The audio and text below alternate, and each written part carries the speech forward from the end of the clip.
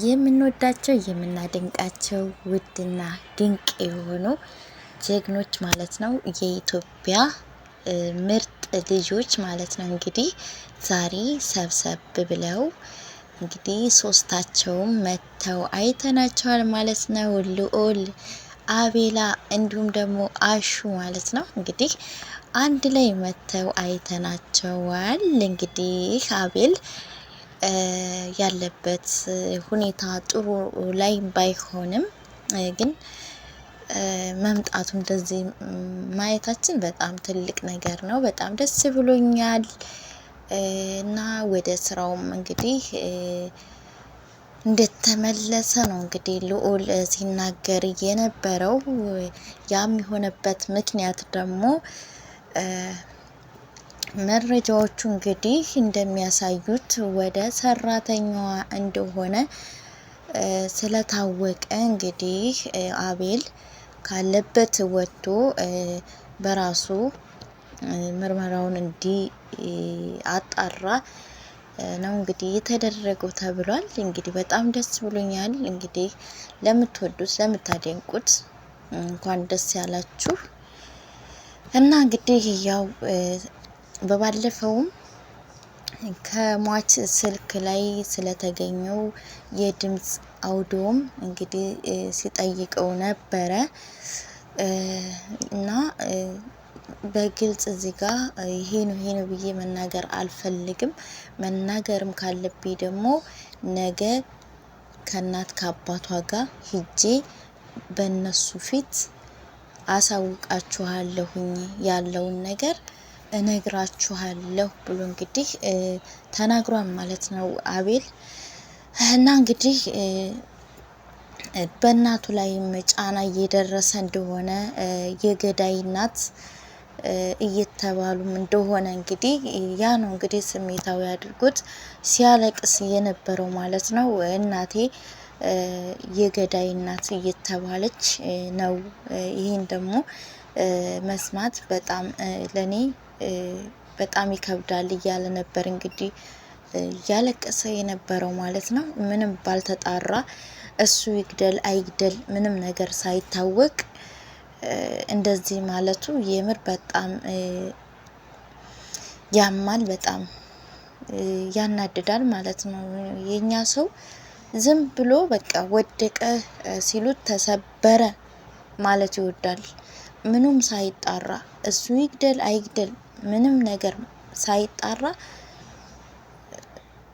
እርግጠኛ ሆነው እንደዛ የሚሉት ነገር የምር በጣም ያናድዳል ማለት ነው። በጣም ስሜታዊ ያደርጋልና ያ ነገር ነው እንግዲህ ስሜታዊ አድርጎት ሲያለቅስ የነበረው ማለት ነው። እና ደግሞ እስር ቤትም የግድያ ሙከራ እንደተደረገበት ነው የተናገረው። ይህ ወንድማችን ምንም ባላጠፋው ምንም ባላደረገው እዛ ለተጎዳው ሕዝብ እዛ እየተሰቃየ ላለ ንጹሃን እየደረሰ እንባቸውን እየጠረገ ካሉበት መከራ ስቃይ እያወጣ ፍትህ እያሰጠ ወንጀለኞቹንም ደግሞ በህግ እንዲጠየቁ እንዲቀጡ ስላደረገ ብቻ በዚህ ልክ እንደዚህ ማድረግ የምርን እንጂ አላቅም። ብቻ ግን ቤተሰብ አሰላሙ አለይኩም ወራህመቱላሂ ወበረካቱ። ሰላም ሰላም፣ እንዴት ናችሁ? ውድና የተከበራችሁ የቻናሌ ተመልካቾች ቤተሰቦቼ እንደምን አላችሁ? ደህና ናችሁ ወይ? እኔ ደህና ነኝ አልሐምዱሊላህ። እናንተም በያላችሁበት ሰላማችሁ ብዝዝት ተረፍርፍ ይበል። ከክፉ ነገር አላህ ይጠብቃችሁ፣ አላህ ይጠብቀን። ሀገራችን ኢትዮጵያንም አላህ ሰላም ያደርግልን እያልኩኝ እንግዲህ በሌላ ቪዲዮ ተመልሻለሁ ማለት ነው። ውድ ተመልካቾቼ ለዚህ ቻናል አዲስ ሆናችሁ ላይክ እና ሰብስክራይብ በማድረግ ቤተሰብ ሁኑ። ሀሳብ አስተያየታችሁንም ኮሜንት ላይ ያስቀምጣችሁ አበረታቱ ማለት ነው። ነባር ቤተሰቦችም እንደተለመደው ቪዲዮን ሲጀምሩ ላይክ ሼር እያደረጋችሁ አብሮነታችሁ አይለይ ማለት ነው። እናም እንግዲህ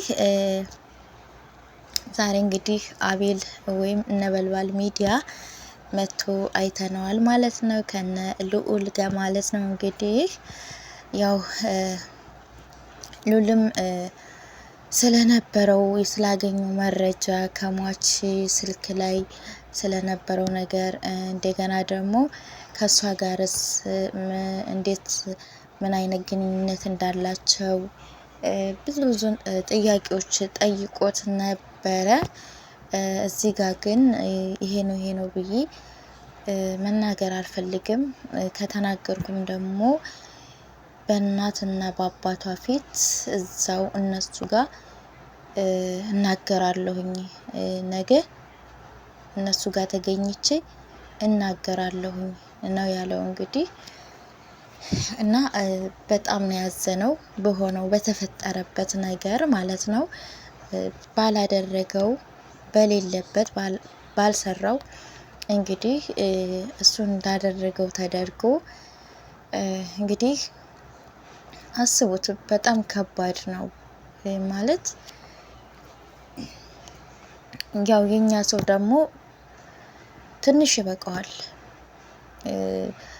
ከፍ ሲያረግም አንዴ ነው፣ ዝቅ ሲያረግም አንዴ ነው።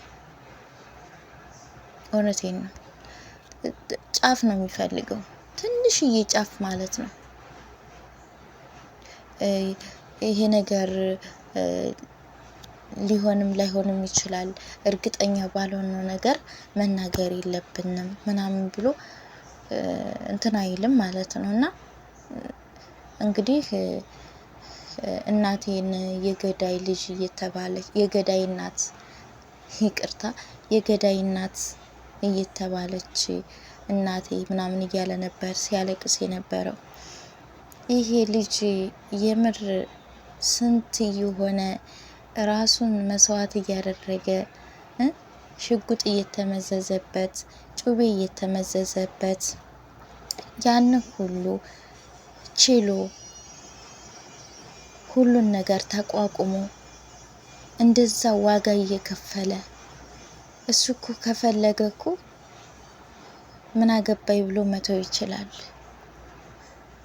እኔ ምን አሻይ ብሎ መተው ይችላል እኮ። ግን ንጹህ ኢትዮጵያዊ ስለሆነ ንጹህ ልብ ስላለው እዛ ጋር እየተበደለ እየተጎዳ ያለን ህዝብ መርዳት ስለሚፈልግ ነው ራሱን አሳልፎ አደጋ ላይ እየጣለ ስንት ነገር እየደረሰበት ስንት ነገር እየሆነ እየሰራ ያለው ማለት ነው። ለኢትዮጵያ ህዝብ ብሎ ነው። እዛ ጋር እየተበደሉ እየተሰቃዩ ላሉ ሀብት ንብረታቸው እየተወሰደባቸው ጎዳና ላይ እየተጣሉ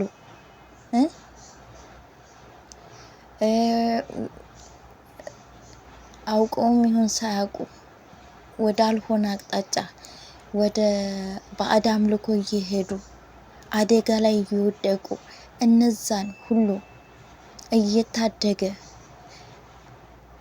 ከዛ ነገር እያወጣ ሰላማዊ ህይወት እንዲኖራቸው እያደረገ ያለ ወጣት ነው። የምር እሱን እንደውም ይሄ ነገር እሱ ሊያደርገው አይችልም፣ ሊሆን አይችልም። በቃ ልክ እዚህ ሚዲያ ላይ አሁን እውነት እኔ አላቅም ብዙዎቹ ማለት ነው አንድ ሀሳብ አንድ አቋም ነው ያላቸው። እኔም ውስጤ ልቤ ነግሮኛል ማለት አቤል 100% ይህን ነገር እንደማያደርግ ማለት ነው። ብዙዎቻችሁ በፍጹም አቤል ይሄንን አያደርግም ጭራሽ እያላችሁ ብዙዎቻችሁ እያላችሁ ነው ማለት ነው። እኔም እንደዛ ነው ያልኩት። ምክንያቱም ይህ ወጣት አቤል ማለት እዛ ጋር እየተጎዳ ያለን ህዝብ ካለበት ስቃይ መከራ ራሱን መስዋዕት እያደረገ ራሱን አደጋ ላይ እየጣለ እየታደገ እነሱን ከዛ ካሉበት ችግር እያወጣ ያለ ወጣት ያለ ሰው እንዴት ነው ዙሩ እንደገና እሱ ወንጀል የሚሰራው። እና ሉልም እንግዲህ ያው እየቀናው ነው ማለት ነው።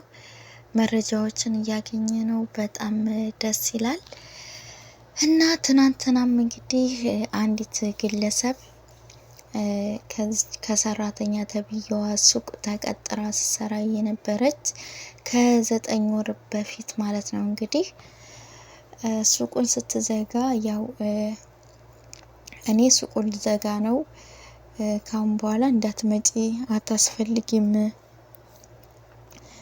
ብላ አለችኝ። እና ደግሞ የምታውቂው ሰው ካለሽ 4-5 ወጣቶች እፈልጋለሁ ስራ ምቀጥረው አለችኝ አለኝ። ከዛም ወጣቶች ስለነበሩ እነሱን አገናኘኋት አለች። ከነዛም ካገናኘኋቸው ውስጥ አንዱን አገኘዋለሁ። ሰላም እንዴት ነው ስራ ምናምን እለዋለሁ። ስራ አሪፍ ነው ይለኛል። እና እንደዛ ብላ ነግራቸው ነበር ለነ ልዑል ማለት ነው። እነ ልዑልም ታዲያ እንግዲህ ይህንን ግለሰብ ለማግኘት ያው ሲከታተሉት እሱ ገብቶ ለስላሳ ገዝቶ ወጥቶ ሲሄድ ሊያናግሩት ቢፈልጉም እሱ ፈቃደኛ አልነበረም። ለምንድን ነው የምትቀርጹኝ? ያለ ፍላጎቴ ስለ እሷ ስለምንድን ነው የምትጠይቀኝ? ምናምን ብሎ እንግዲህ የያዘውን የለስላሳ ጠርሙስ ነው እንግዲህ ወርውሮ ስቷቸው ሩጦ ያመለጠው ማለት ነው። እና እንግዲህ እነ ሉልም ቤተሰቦቹን አጣይቀው ቤተሰቦቹ ቤት ሂደው ወንድሙን አግኝተው ወንድሙን ሲጠይቁት እንግዲህ የገባበት ስራ ወንጀል እንደሆነና እዛ ቦታ ላይ መቆየት እንደማይፈልግ ስራውን እንደማይፈልገው እንደነገረውና ወደ ውጭ ሀገር ደግሞ በደላላ በህገ ወጥ ማለት ነው ጠፍቶ ሊሄድ እንደሆነ ነበር እንግዲህ የነገራቸው። ትናንትናም እንግዲህ ከነ ልዑል ጋር መገናኘቱን አይተው ሊወስዱት እንደመጡ እንግዲህ መረጃ እንዳያወጣባቸው ሊወስዱት መተው እንደነበር እና ወንድምየውም ታዲያ እንግዲህ ደብቆት አልመጣም የለም ብሎ እንደመለሳቸው ነው እንግዲህ ሲናገር የነበረው። እና በእናንተስ ምን ያህል እርግጠኛ ነኝ? ምን ዋስትና አለው ወንድሜ ምንም አለማድረጋችሁን ምን ዋስትና አለኝ ብሎ ነበር እንግዲህ ሲላቸው የነበረው። ለዚህ ሀሳብ አይግባህ፣ ከህግ ባለሙያዎች ጋር ነው የምንሰራው። በዚህ ምንም ስጋት አይግባህ፣ ምንም ችግር የለውም፣ ምንም የሚሆነው ነገር የለም። አንተ ብቻ ያለበትን ቦታ ንገረን፣ አሳየን ነበር ያሉት። ችግር የለውም ምንም ካልሆነ አሳያችኋለሁ ብሎ እንግዲህ ያለበትን ቦታ እዚህ ጫካ ውስጥ ነው ያለው ብሎ ያለበትን ቦታ ጠቁሞ አሳይቷቸው ሊይዙ ሲሉ ሩጦ አመልጣለሁ ብሎ ነበረ። ሩጠው እንግዲህ ይዘው በቁጥጥር ስር አውለውታል ማለት ነው። ስለዚህ ስለ ሰራተኛ ተብዬዋ ሲጠይቁትም እንግዲህ ይቺ ሰራተኛ ተብዬዋ የ666 አባል እንደሆነችና እነሱንም ደግሞ ወደዛ እንዲያስገባቻቸው ነው እንግዲህ የተናገረው ማለት ነው። እዛ ከገባን በኋላ ያው ነው ያወቅኩትኝ ምን እንደሆነ ስራው ምን እንደሆነ ያወቅኩት ከገባው በኋላ ነው።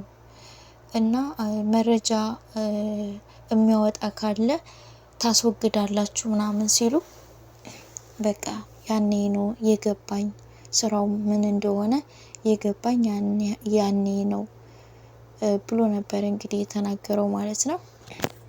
እያንዳንዱ ወንድምህ ነግሮኛል፣ ጠፍተህ ወደ ውጭ ሀገር ልትሄድ እንደፈለግ ምናምን እያንዳንዱ ነገር ሁሉንም አንድ ነገር ሳታስቀር ሲለው ያው ያለውን ነገር ነገረው።